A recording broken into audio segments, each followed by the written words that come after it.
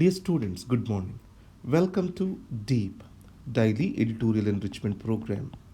Let us start the discussion on today's newspaper, that is 11th May 2019. The first article, Resolving India's Banking Crisis. Here the author focuses on non-performing assets. So in this case, why did the non-performing assets have increased in India? So let's see the plane of this. 2004-2005, there is a boom in Indian economy. This boom has led to credit growth. And there is also irresponsible lending. And there is also huge investments made by the private sector. These major investments went into steel, infrastructure, that is roads, railways, etc., power, these kind of sectors. So these infrastructure sectors, these have stagnated due to certain reasons. What are the reasons?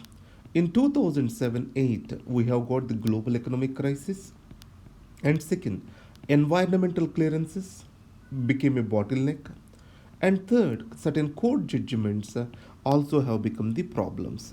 So because of this, the investments which went into these infrastructure projects by big business, they did not complete. As the projects do not complete on time, the cost overruns have happened, and the loans which they took, they failed to repay that back. So in these circumstances, the non-performance assets of the banks have increased. Then, public sector banks and private sector banks, they have a difference. The non-performance assets of the private sector banks are less compared to public sector banks. The major reason here is the exposure of the public sector banks to the above said sectors of telecom, power, roads, aviation, steel is very high. So, in this context, what is the way forward for us? You know that without a strong banking sector, financial intermediation, we cannot have economic growth. So let us see it this way. The first solution which is suggested is to change the banking management. So as private sector has less NPAs, probably that kind of management is more prudent. But it is not true. So more than management, it is revising the functioning of the banking sector through certain changes is important. We can divide them into immediate measures and then medium term measures. So, first is reinfusion of capital into the banks. The government has to take the steps for recapitalization. Without the capital at hand, the financial sector, especially the banking sector, cannot function. And the second important aspect is the loan resolution authority can be constituted. So, continuing with these NPAs rather than resolving these NPAs with the business is going to be worrisome to the banks. And the banks do not want to take any action because they fear the investigation agencies. So, let's constitute a loan resolution authority which will make all the decisions with regard to the NPAs are concerned. So, haircuts have to be taken.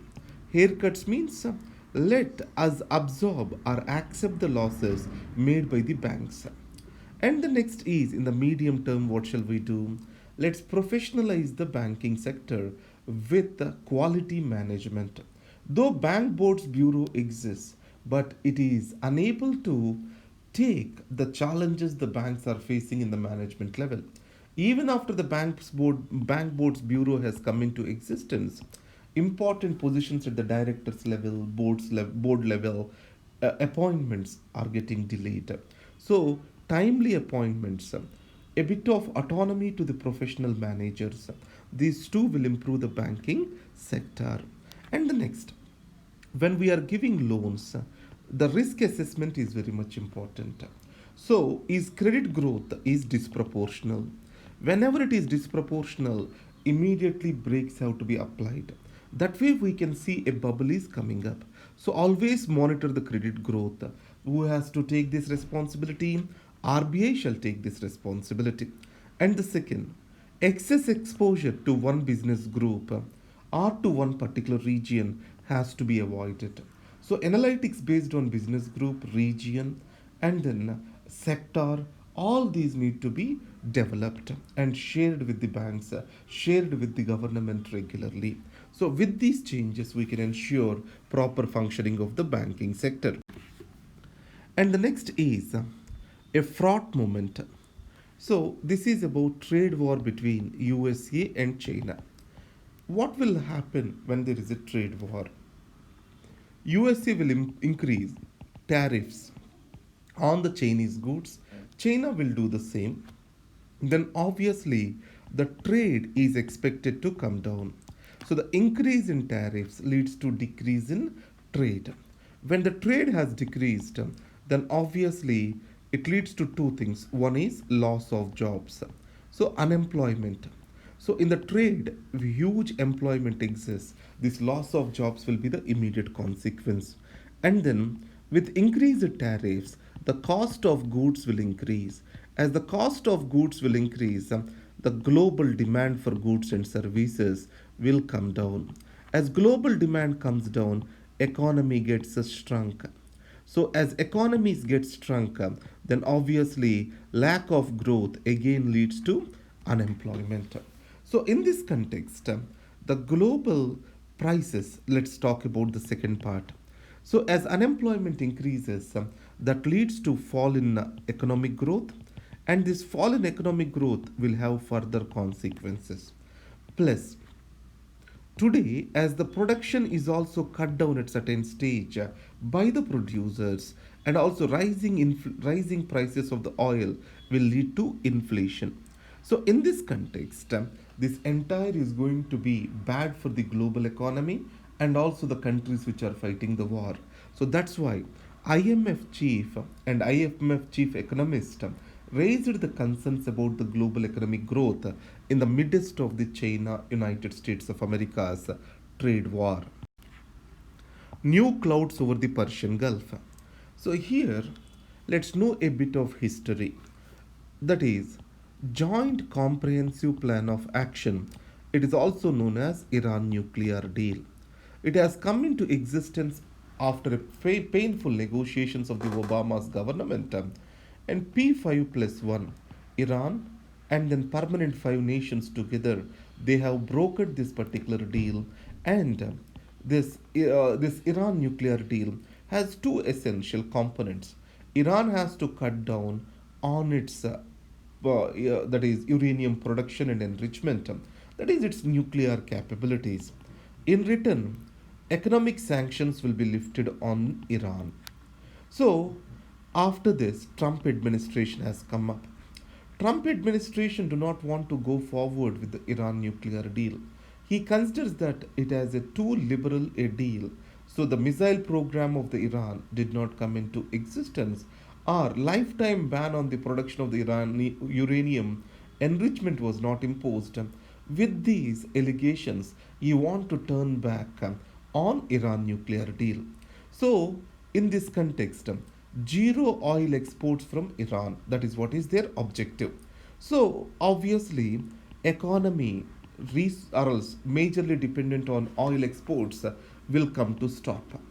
And second is the mineral companies where most of the workers are employed, like copper, zinc, steel.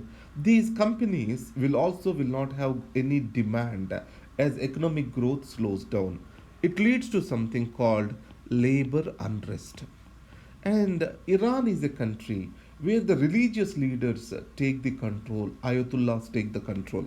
So once the labor unrest starts, unrest in the citizens starts, so US is expecting for a regime change.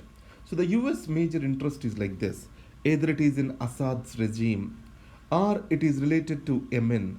So Iran is not working in favor or in tune with the United States of America, and it is part of the Persian Gulf game. So why Shia dominated country Iran is like will like to help Assad, who is also a Shia.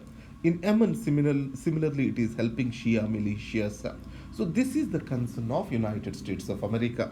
So in this context, what are the options before Iran?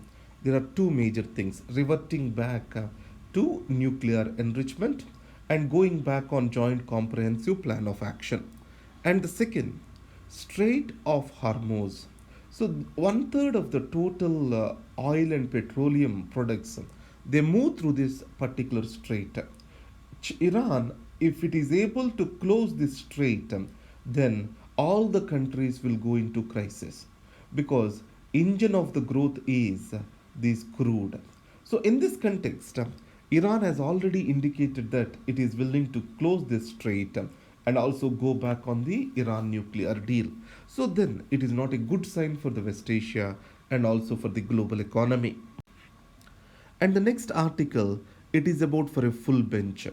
So, Supreme Court has recently stated that it is going to appoint four new judges to the court. This leads to the total number to 31. So, the full court size is 31.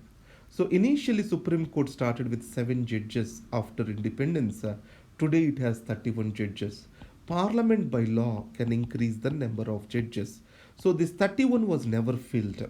So, Collegium has made a decision to fill all the judges who are, allowed, the number allowed by the Parliament in Supreme Court. In this context, what is the problem we are facing? The collegium system is appointing the judges. Many times it is accused that collegium is not acting on time and it is leading to many delays. So that's why the first suggestion is the collegium need to be replaced by a permanent institutional mechanism for the appointment of judges. So the first need is a permanent institutional mechanism. Third thing, in the working of collegium, whenever it recommends the judges to the executive is sending the names for reconsideration. It is becoming quite often these days. Among the 4 judges which the collegium has recommended, name of the Anirudh Bose and also Mr. Bopanna from Jharkhand High Court, Chief Justice of Jharkhand High Court and Gauti High Court, their names were sent again for reconsideration. And once the collegium reiterates, government has to appoint them. Now, to do away with this, a permanent institutional mechanism is going to help us. So, this article essence is that delays in the appointment of the judges is one of the major reasons for existing backlogs. These judicial delays, if they have to be addressed, the timely appointment is essential and it can only happen if we have permanent institutional mechanism in the place of existing collegium system. Finally, thank you very much. Have a good day. All the best.